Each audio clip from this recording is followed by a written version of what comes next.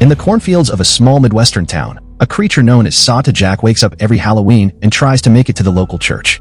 The locals know they must stop him if they don't want a disaster to happen, so they have a traditional ritual they repeat every year called the Run. All the town's teenage boys must go after Sawtooth Jack and kill him before midnight, then everyone gets to eat the candy hiding in his body among the organs. Whoever kills Sawtooth Jack is considered a hero and wins a house for his family, $25,000, a car, and permission to leave town, which usually is forbidden. They also think it blesses the harvest. Girls aren't allowed to join the Run, and each family can only send one son.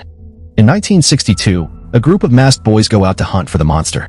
One of them is standing alone on the road, very scared and unsure of how to proceed. Suddenly, Sawtooth Jack appears behind him, and the boy screams as he gets killed. Moments later, the boys find the burning body of their friend and see Sawtooth Jack standing in the middle of the cornfield. A furious Jim immediately starts chasing after him, and when the monster is about to reach the church, Jim catches up to him and beats him up to death. Then he grabs some candy from Jack's body, and after the others do the same, they howl and celebrate Jim's victory.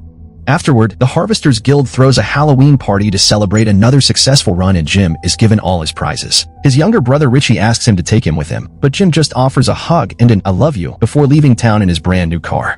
A year later, Sheriff Jerry shows up at the school 5 days before Halloween to remind the teens how important the Run is, showing pictures of the year they didn't kill Sawtooth Jack and the Black Duster destroyed their crops. Jim is often brought up as an example of a hero, which irritates Richie, who wants to join the Run and can't because of the rules. Riley makes fun of him for wanting to volunteer when the others actually have no choice in the matter. Some of the teens think that Sawtooth Jack isn't real and is just an adult in costume, but Bud swears he saw him outside his window when he was a kid. Riley makes fun of him too, and this triggers a fight, but the adults quickly break it up. After class is over, Riley tries to follow Richie down the street to finish the fight, so Richie hides inside a movie theater. There he meets Kelly, who is new in town.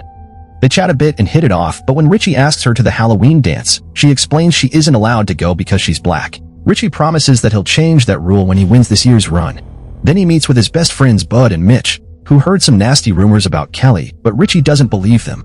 His friends also convince him that he's faster than his brother, so he should break the rules and join the Run anyway. In the evening, Richie goes home, and his parents Dan and Donna hand him a postcard from Jim, who they haven't seen since he won the Run. Richie informs his parents that he'll join the Run regardless of the rules, and an argument ensues during which Dan slaps his own son. This only makes Richie angrier, and he tells his parents they can't stop him. He runs to his room and escapes through the window to meet with Jim's ex and spend the night smoking. Meanwhile, in the cornfields, the farmer approaches an empty scarecrow stand and proceeds to carve a pumpkin. Then he climbs the stand, which isn't empty anymore. Now Sawtooth Jack is there wearing the pumpkin as a head. The next day, Riley finds Richie and starts beating him up before stealing his belt. This is a beloved memory of Jim because the brothers used to wear matching belts, so a furious Richie tries to defend himself with a knife. However, Riley just beats him up again and leaves. Richie decides to go home and finds a letter from his brother in the mail. Jim apologizes for not contacting the family sooner and asks Richie not to join the Run because their parents need him. Tired of being treated like a baby, Richie decides to steal a car and get out of town. However, as soon as he reaches the open road and crosses the bridge, Jerry blocks his way. Richie tries to run away, but he barely gets to leave the car when Jerry knocks him out. That night, all the parents lock up their kids in their rooms so they can't run and hide to avoid joining the Run. The boys hit the doors and the walls in desperation and ask for food or a bathroom break, but their pleas are ignored. They must spend 3 days like that. It's a method to drive them crazy and make them hungry for the Run. When Halloween night finally arrives, the farmer fills up Sawtooth Jack with candy and cuts his ropes so he's ready to go. In town, all the teenage boys are finally released so they can take the streets and start the Run. Richie wakes up in his bedroom and finds Dan telling him about a good job offer for his future, but Richie only wants the Run. Both Dan and Donna try to stop him from leaving, but their pleas fall on deaf ears and Richie leaves the house. Meanwhile, Bud, Charlie, and Mitch take a truck to do the Run with an advantage. Some boys accuse them of cheating, but Mitch quickly intimidates them until they go away. At that moment, Richie finally joins them, but before they can leave, the mean group comes back and starts damaging the truck. Once again, Mitch keeps them at bay and Richie distracts them with some food, then the boys finally drive away. On their way out of town, they put on some masks and notice that the butcher is keeping hungry boys away by standing guard with a weapon in hand. Other boys also throw things at the truck for seeing it as cheating. When they reach the cornfields, most of the group is excited, but Bud is terrified because he still remembers the day he saw Sawtooth Jack outside his window. Unlike his friends, he doesn't want to do this. Suddenly, the truck hits something on the road and Mitch has to stop it to avoid crashing. The truck won't start, so they get out and take a look only to find the road empty. Then they notice there's candy near the cornfield and rush to start eating it, thinking the truck had hit Sawtooth Jack and they've already killed him. However, a noise makes them turn and they discover Sawtooth Jack is actually waiting in the middle of the field. The boys run towards him, but just in a matter of seconds, the monster kills Charlie and Bud. When Mitch tries to look for the bodies, he gets killed as well. Afterward, Sawtooth Jack stares at Richie and roars at him, causing the boy to start running away. He doesn't stop until he finds the empty stand and is shocked to find Kelly there, who is breaking the rules just like him. To Richie's surprise, they also see Bud running by. It turns out he had only been pretending to be dead to get out of this, and he rushes back to town. However, when he tries to enter his own house, his parents don't let him in and tell him to be a man because they need the money. While considering what to do, Bud is suddenly approached by Sawtooth Jack, so he starts running until he finds a shelter where some boys are hiding. They want to charge him actual cash to let him in, but Bud doesn't have any on him right now. The teens start arguing over whether they should open or not, but when they suddenly hear lots of yelling, a boy ignores the protests and opens the door anyway, only to find Sawtooth Jack killing Bud. On a window nearby, a little child screams as he sees Sawtooth Jack enter the shelter and kill all the teens, causing a shower of blood to come out of the door. Back to Richie and Kelly, they agree to work together, but they'll need better weapons. They return to town and sneak into Jerry's house to steal a gun and some beer. While they're there, Richie is shocked to see his dad looking scared and knocking desperately at Jerry's door, but he leaves when nobody answers. While Dan looks for Jerry in a neighbor's house, Richie and Kelly steal the police car as well. By the time Jerry comes out to yell at Dan, the kids are driving off and he only gets to shoot a window. Richie and Kelly hear a report on the car's radio about the monster being seen downtown, so they head there. On the main street, chaos has taken over as the teens break into stores to steal all the food they can find. The butcher tries to defend his business and even kills a few boys, but they overpower him and beat him to death before stealing his meat as well. Richie and Kelly are horrified by what they see, but before they can leave, they're found by Riley, who makes fun of Kelly for being a girl in the run and uses a slur to refer to her skin. Riley's gang buddy grabs Kelly, but Richie finally is angry enough to stand up for himself and beats both dudes down before threatening them with the gun. Kelly takes the chance to hit them with her club too, and before they leave, Richie takes back his belt. Meanwhile, the rest of the boys are starting to really lose it and even kill each other. Soon Sawtooth Jack finds a trio wandering alone and attacks again.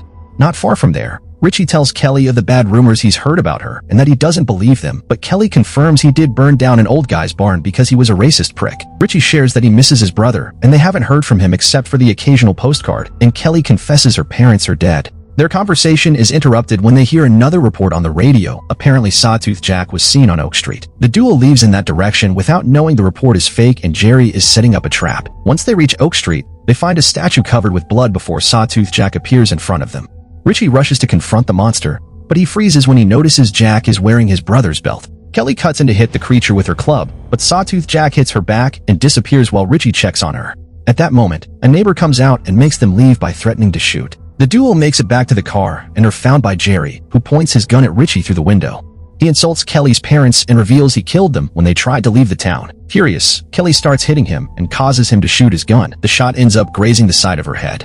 Richie immediately pushes Jerry away and the duo leaves the car to escape. In the meantime, Sawtooth Jack goes to Jim's old house and sees all the messages on the wall from the 3 days Jim had been locked down in his room before the run. Screeching at the sight, the monster burns the whole building down. Not far from there, Dan meets with Jerry and tells him he can't do this. However, Jerry yells at him, explaining that the year they didn't do the ritual, he lost a beloved relative, so this town needs to be brave and do what it needs to be done. Dan cries but can't fight against a cop. Moments later, they arrive at Richie's home, where Donna is clearly spaced out because she took too much medicine. Richie starts asking questions about the previous winners, and they all have a similar future. They either went far away and haven't contacted their families, or they died in accidents. Getting suspicious, Richie guesses that Donna wrote the postcards and the letter, not Jim. He begs his mother for the truth, but Donna says this has to end and self-deletes instead. Her words confirm Richie's suspicions. The winners aren't living a great life somewhere fancy, they're sacrificed so that Sawtooth Jack can return in their bodies the following year. Kelly wants to leave town but Richie refuses, saying he must put an end to this. Downtown, the locals panic over the huge fire at Jim's old house. Jerry is approached by Riley, who tells him he saw Sawtooth Jack nearby, so Jerry pulls him into the car and gives him his gun with the hope of making him this year's winner. Richie and Kelly go to the church to wait for Sawtooth Jack and are surprised to find Dan inside. An argument ensues as Richie calls his father a monster, but Dan swears no parent knows anything until their son wins. Then they're sworn to secrecy by Jerry and Harvesters Guild, who would kill them if they tried to leave or told anyone. Dan wants Richie to leave and let him do the fighting, but he has a breakdown when he hears his wife is dead. At that moment, the church's bell starts ringing and Sawtooth Jack appears outside.